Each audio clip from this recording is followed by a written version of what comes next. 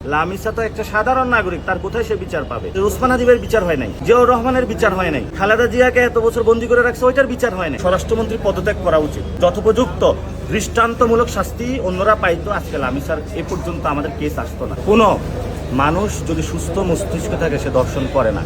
সমাজে অসুস্থ সমাজ আমাদের হয়ে গিয়েছে, বিকৃত মস্তিষ্ক, এবং যেভাবে হলো তার লাশটা হলো তারা সাইজ করলো, এটা কোনো সুস্থ মস্তিষ্ক মানুষ এটা করতে পারে না।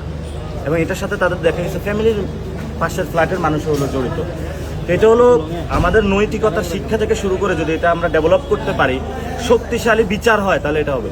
যেমন দর্শনের যেই বিচারটা, এটা নিয়ে কনক্রিট পজিশনে সরকার এখনো আসে না। আমরা প্রপোজাল করেছিলাম যে 90 দিনের মধ্যে এটা দ্রুত গতিতে বিচার প্রক্রিয়া নিয়ে যেতে হবে, সরকার কিন্তু এটা সেটা করে নাই। এখন স্বরাষ্ট্রমন্ত্রী এটাতে ওই ফ্যামিলির সাথে একটু দেখা করা প্রয়োজন, এবং সেটা নিয়ে আজকেই তাদেরকে ঘোষণা দেওয়া দরকার যে আমরা হলো ধর্ষণের সর্বোচ্চ বিচার বাংলাদেশে নিশ্চিত করবো ইনশাআল্লাহ।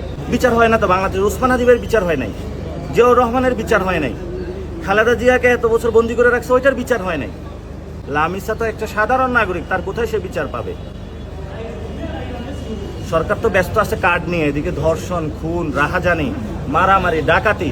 গতকাল একজন ফোন দিল, হুজুর ওর বাসার সব জিনিস ডাকাতি করে নিয়ে গেছে, সেফটি নাই কোথাও, নিরাপত্তাহীনতা আছে বাংলাদেশ।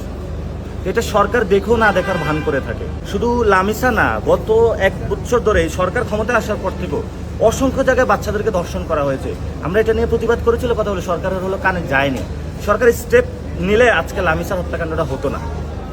যদি যথোপযুক্ত দৃষ্টান্তমূলক শাস্তি অন্যরা পাইতো, আজকে লামিসার এ পর্যন্ত আমাদের কেস আসতো না। এটা সরকারের পুরোপুরি ব্যর্থতা। স্বরাষ্ট্রমন্ত্রী পদত্যাগ করা উচিত।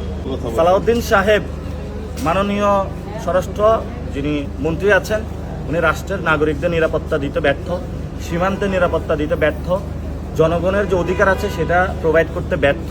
সেই জন্য হলো তার চাঁদাবাজ যারা আছে, সন্ত্রাসী দখলদার, এদেরকে ধরতে ব্যর্থ। এই জন্য ওনার হলো পদত্যাগ করা উচিত।